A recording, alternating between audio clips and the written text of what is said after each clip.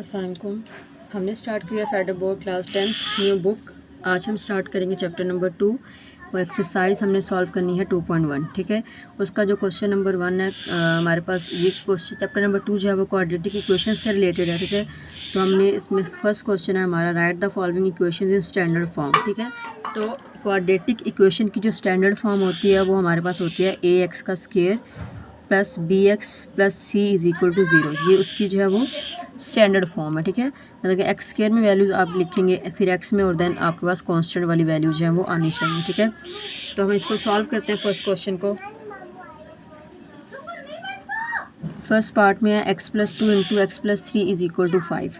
तो इसके सोल्यूशन में हम दोनों ब्रैकेट्स को क्या करेंगे, मल्टीप्लाई करेंगे। जैसे पहले मल्टीप्लाई करते हैं, एक्स को हम एक्स प्लस 3 से मल्टीप्लाई करेंगे, प्लस 2 को फिर हम किससे मल्टीप्लाई करेंगे, x plus 3 is equal to 5 हो जाएगा। ठीक है, अब इसको मल्टीप्लाई करेंगे, एक्स को एक्स से मल्टीप्लाई करेंगे तो एक्स स्क्वायर, एक्स को हम 3 से करेंगे तो 3x, प्लस 2 को x से मल्टीप्लाई करेंगे तो 2x, और 2 3 से मल्टीप्लाई होगा तो 6 इज इक्वल टू 5 हो जाएगा। ठीक है, तो x का स्क्वायर प्लस 3x और 2x प्लस प्लस प्लस होंगे तो आंसर क्या आएगा, प्लस 5x और प्लस 6। इसको हम इक्वल की साइड पे लेके आते हैं तो आंसर क्या आएगा, -5 इज इक्वल टू 0। तो हमारे पास आंसर क्या आएगा, एक्स का square plus 5 plus 1 is equal to 0। तो ये हमारे पास क्या है, इसकी स्टैंडर्ड फॉर्म है। ठीक है,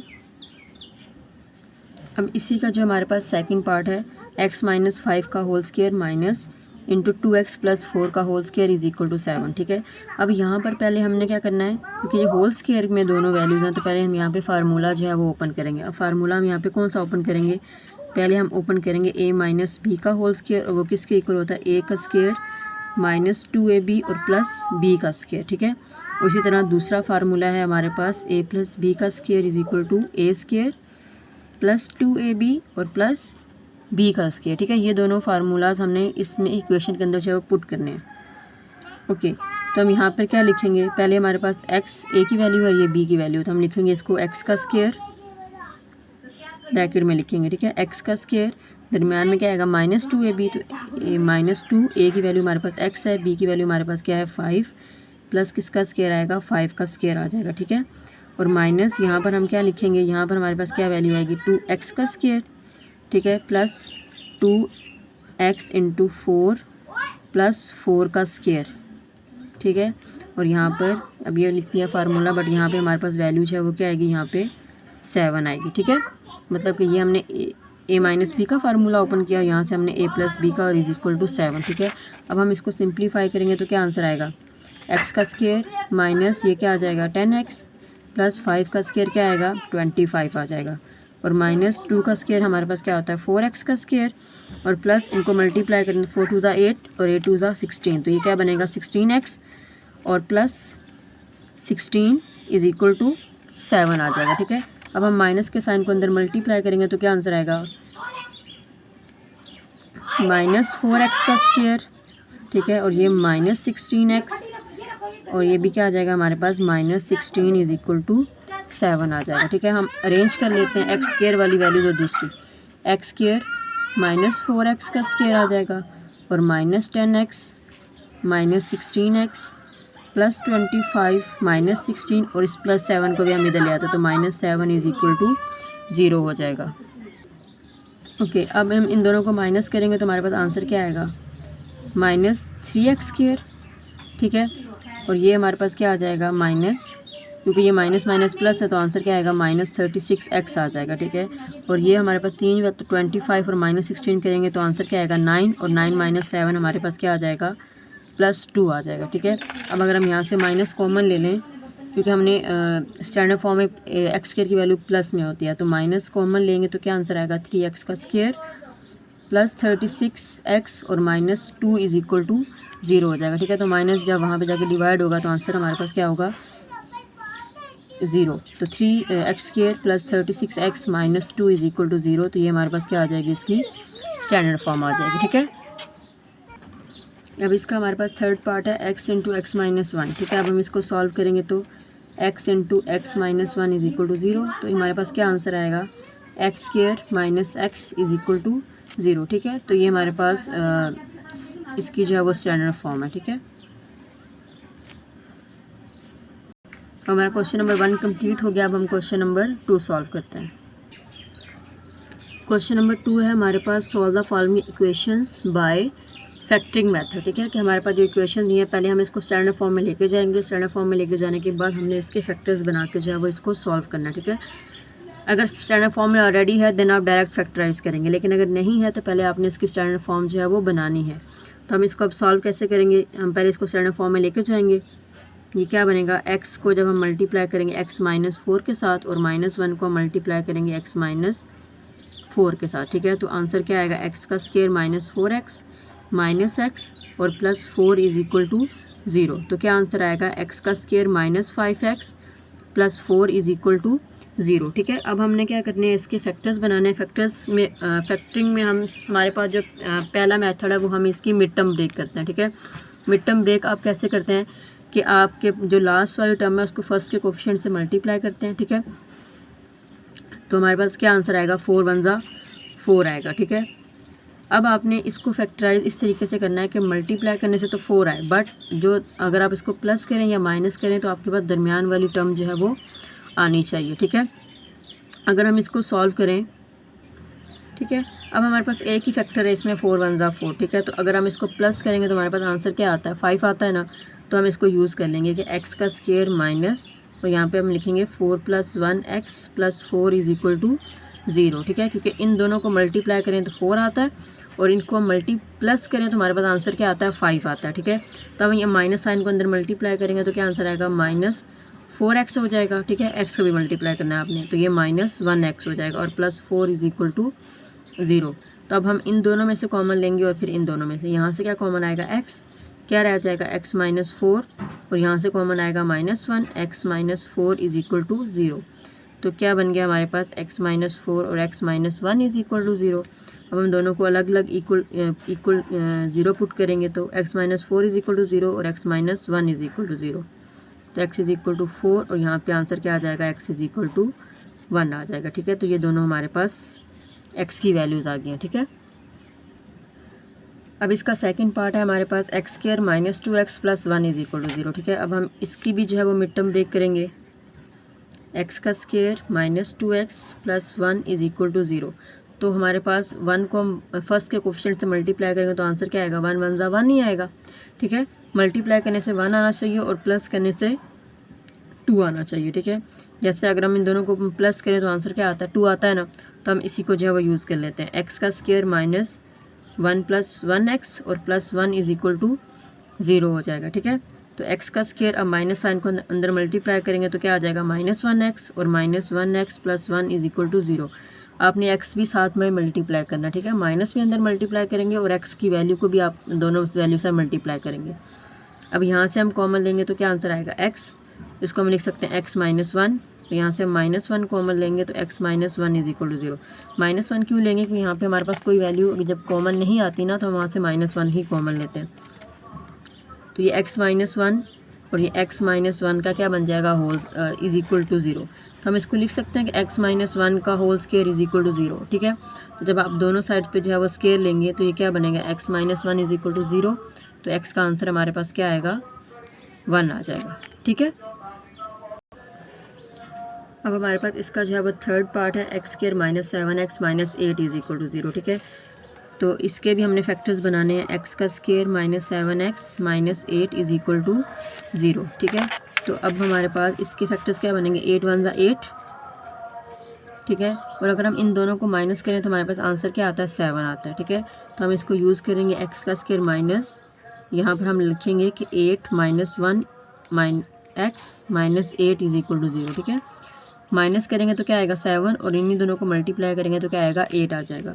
अब माइनस साइन को अंदर मल्टीप्लाई करेंगे तो ये क्या आ जाएगा, -8x और minus +1x -8 is equal to 0 आ जाएगा। ठीक है, तो हम इसको सॉल्व करेंगे तो क्या आएगा, x × x -8 +1 कॉमन आएगा तो x -8 इज इक्वल टू 0।